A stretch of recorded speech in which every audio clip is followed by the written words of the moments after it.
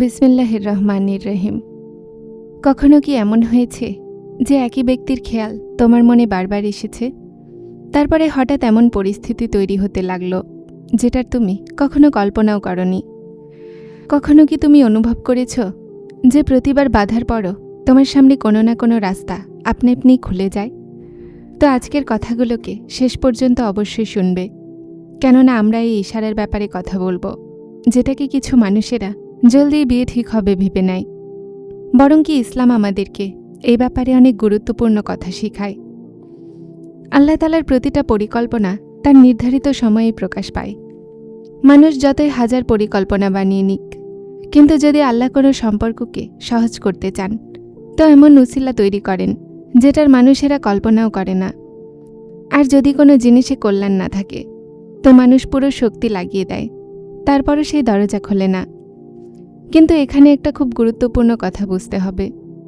অনেক মানুষেরা প্রতিটা মিলে যাওয়া গায়েবী ইশারা ভেবে নেয়, কারণ বারবার সামনে শুনে নিয়েছে, স্বপ্নে দেখে নিয়েছে, অথবা সোশ্যাল মিডিয়াতে বারবার সেটার পোস্ট সামনে এসে গেল, তো জলদি এই ফলাফল বের করে নেয় যে এটাই আমার নসিব।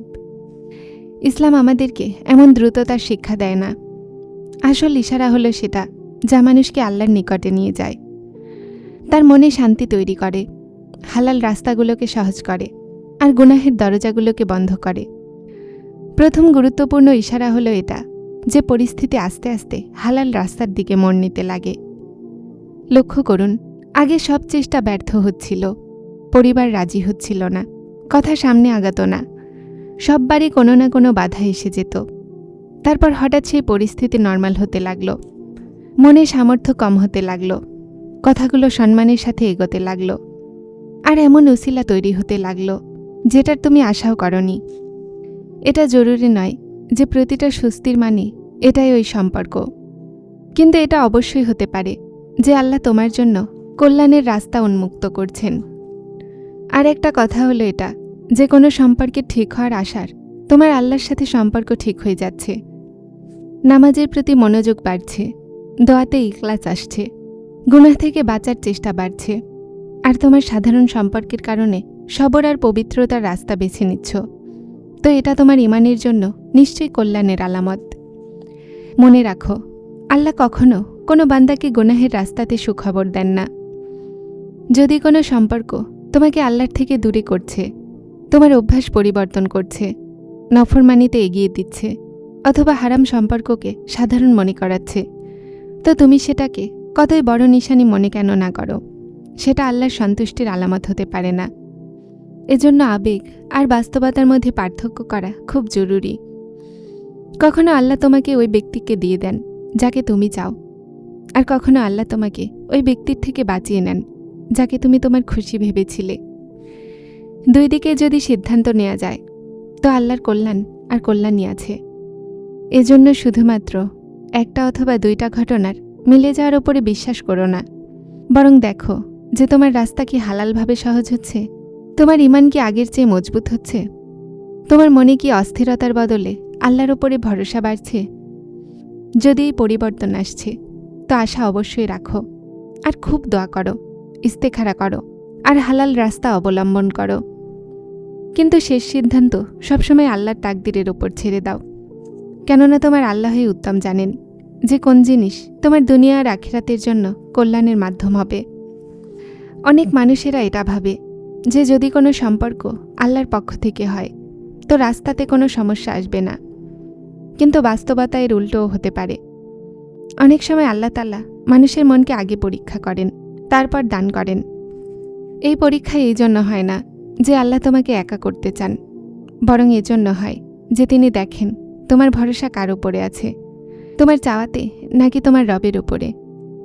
একটু নিজেকে একটা প্রশ্ন করো, যদি আজ তুমি এটা জানতে পারো যে যেই ব্যক্তিকে তুমি পছন্দ করো সে তোমার তাকদিরে নেই, তো তুমি কি আল্লাহর সিদ্ধান্তে রাজি থাকবে, নাকি তোমার নামাজ, দোয়া, সবর আর আল্লাহর সাথে সম্পর্কও শেষ হয়ে যাবে? এটাই সেই মাকাম যেখানে অনেক মানুষেরা আবেগে ভেসে যায়।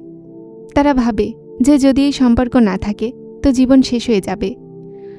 যদিও একজন মুমিন জানে যে জীবন কোনো একটা মানুষের জন্য থেমে থাকে না, বরং আল্লাহর সন্তুষ্টির অপেক্ষা করে। যখন তুমি দেখো যে মনে কারোর জন্য চাওয়া বাকি আছে, কিন্তু সেটার পরও তুমি সাধারণ রাস্তা থেকে বেঁচে গেছ, তোমার সম্মান আর ইজ্জতের হেফাজত করছো, আর প্রতিটা সিদ্ধান্ত আল্লাহর সন্তুষ্টির মোতাবেক করতে চাও, তো এটা তোমার ইমানের মজবুত থাকার আলামত। আর অনেক সময় এমন হয় যে যখন বান্দা তার চাওয়াতে আল্লাহর হুকুমের অপেক্ষা করে নেয়, তখন আল্লাহ এমন রাস্তা খুলে দেন যা তুমি কখনো কল্পনাও করনি। কিন্তু এখানে একটা ভুল ধারণাও দূর করে নাও। যদি প্রতিটা বাধার পরও তুমি জোর করে সব দরজা ধাক্কাচ্ছ, সব অস্বীকারকে না দেখা করছো, সব নীরবতাকে পরীক্ষার নাম দিচ্ছ, তো সম্ভাবনা আছে তুমি আল্লাহর ইশারায় নয়, বরং তোমার মনের চাওয়ার পিছু করছো। ইসলাম আমাদেরকে সম্মান নয়, বরং তাওয়াক্কুল শিখায়। তাওয়াক্কুলের মানে এটা নয় যে মানুষ হাতে হাত রেখে বসে থাকবে, বরং হালাল উসিলা অবলম্বন করবে, দোয়া করবে, ইস্তিখারা করবে, আর তারপর ফলাফল আল্লাহর সোপর্দ করে দিবে। যদি এই সম্পর্ক তোমার হকে উত্তম হবে, তো আল্লাহ এমন উসিলা তৈরি করবেন যে মনও প্রশান্ত হয়ে যাবে আর রাস্তাও সহজ হবে।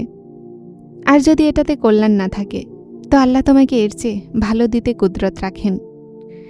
নিজের কাজকে উত্তম বানাতে থাকো, মা বাবার সন্তুষ্টি অর্জন করো, হালাল রাস্তা অবলম্বন করো, আর আল্লাহর সিদ্ধান্তের অপেক্ষা সবরের সাথে করো। কেননা আল্লাহ যখন দেন, তো শুধুমাত্র একটা সম্পর্ক দেন না, বরং এর সাথে সম্পর্ক, বরকত, ভালোবাসা আর রহমতও দান করেন। আল্লাহ তাআলা আমাদেরকে এমন হায়াত দিক যা আমাদের ঈমানকে বৃদ্ধি করবে। যারা চ্যানেলটিতে নতুন এসেছেন তারা হেদায়েত চ্যানেলটিকে সাবস্ক্রাইব করে আমার সাথে থাকুন এবং অবশ্যই ভিডিওগুলোকে লাইক শেয়ার করবেন। আসসালামু আলাইকুম।